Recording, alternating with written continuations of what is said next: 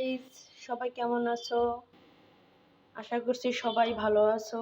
আমিও আল্লাহর রহমতে ভালো আছি। আজকে আমি চালতা দিয়ে ডাল চচ্চড়ি করব। প্রেসার কুকারে আগে এগুলা ভাপ দিয়ে নিব।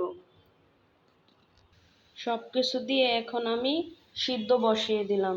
সিদ্ধ হয়ে গেলে এটাকে আমি নেমে কড়াই বসিয়ে দিব।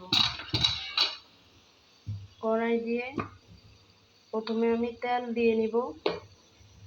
এখানে আছে পেঁয়াজ কুচি, রসুন কুচি আর লঙ্কা কুচি।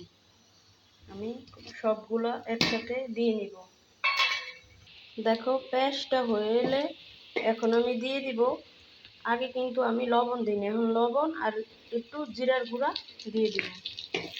দিয়ে দেওয়ার পরে একটু নেড়ে নিব। নেড়ে হয়ে গেলে আমি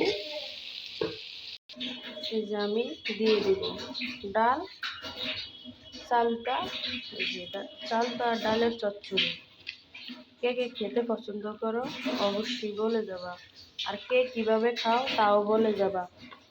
আজকের ভিডিও এ পর্যন্তই। সবাই ভালো থাকো, সুস্থ থাকো। আল্লাহ হাফেজ।